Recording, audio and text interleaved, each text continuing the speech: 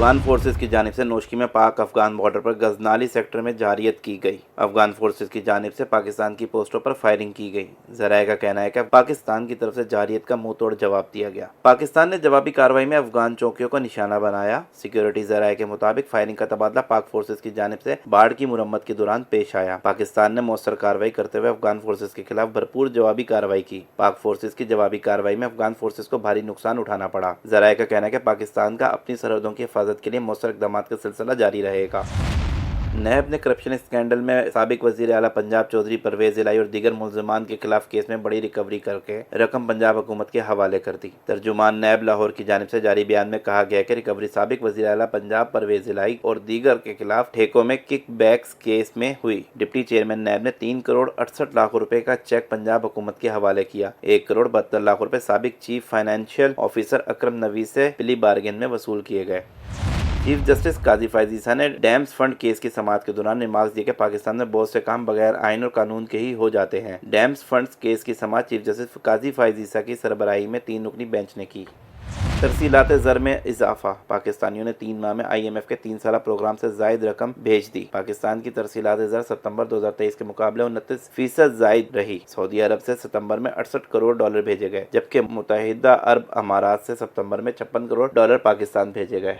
Pakistan stock exchange 100 index نے آج ایک اور تاریخی حد عبور کر لی۔ PSX 100 انڈیکس میں آج بھی کاروبار کے آغاز سے مثبت رجحان دیکھنے میں آیا اور انڈیکس 443 پوائنٹ کے اضافے سے 86,107 پوائنٹس پر ٹریڈ کرتا دیکھا گیا۔ گزشتہ روز 100 انڈیکس نے پہلے کاروبار کے آغاز میں 513 پوائنٹس کے اضافے کے بعد پہلی بار 85,423 پوائنٹس کی بلند ترین سطح عبور کی۔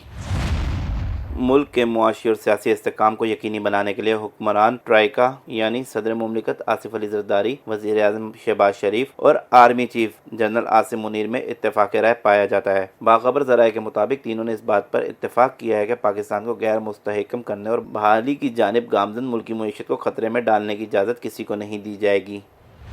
5 IPPs نے بجلی خریدنے کے معاہدے کے خاتمے کے دستاویزات پر ابتدائی دستخط کر دیے ہیں۔ ان مذکورہ IPPs کو اب سے کیپیسٹی پیمنٹ نہیں دی جائے گی۔ ان مذاکرات کا حصہ رہنے والے ایک سینئر عہدیدار نے بتایا کہ اس طرح 300 ارب روپے کی دیو ہیکل رقم 3 سے 10 برس کے دوران ان معاہدوں پر بچائی جائے گی۔ تاہم کیپیسٹی چارجز کی مد میں اور بجلی کی لاگت پر ماضی کے اخراجات ادا کیے جائیں گے۔ اہم بات یہ ہے کہ 5 IPPs نے 40 ارب روپے کے سود کو بھی ختم کر دیا ہے۔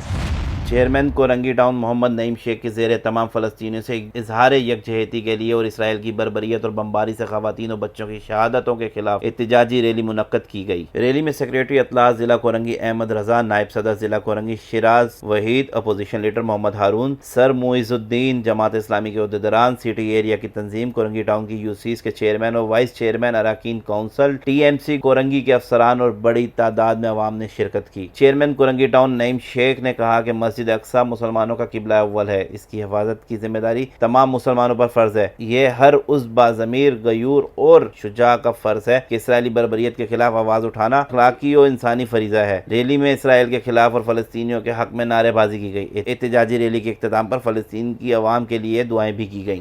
اعوذ باللہ من الشیطان الرجیم، بسم اللہ الرحمن الرحیم۔ ہم نے چیئرمین بلاول بھٹو زرداری صاحب کے حکم پر یہ آج ہم نے احتجاج رکھا اسرائیل کی بربریت کے خلاف، ظلم کے خلاف، فحاشیت کے خلاف، جنہوں نے فلسطین کے اندر مظلوم مسلمانوں پہ بمباری کر کے ان کو شہید کر رہے ہیں، زخمی کر رہے ہیں اور مسلمانوں کی زمین پہ قبضہ کر رہے ہیں کی کوشش کر رہے ہیں۔ ہم اس کے خلاف احتجاج کر رہے ہیں۔ یہ بات کا ثبوت ہے کہ پاکستانی قوم ایک پیج پہ کھڑی ہے آج اسرائیلی ظلم کے خلاف، اس کی بربریت کے خلاف۔ پورے امت آج ایک پیش پہ کھڑی ہے۔ ایز اے مسلمان، ایز اے نیشن ہمارا فرض بنتا ہے جہاں جہاں مسلمانوں پہ مظالم ہو وہاں امت ایک پیش پہ کھڑی ہو جائے۔ یہ پاکستان کی عوام کی خوبصورتی ہے کہ ہمارے لاکھ اختلاف ہو مگر امت کے مسئلے پہ ہم ایک پیش پہ کھڑے ہیں۔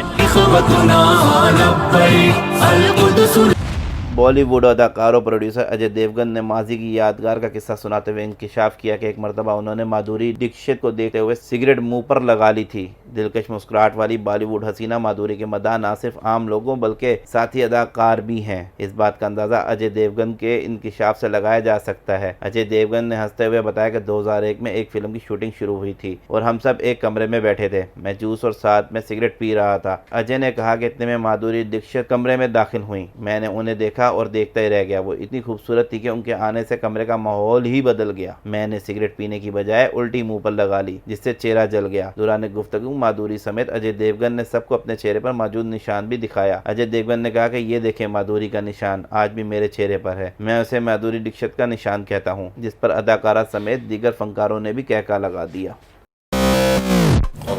اور بتاؤ I was having a drink and I was smoking.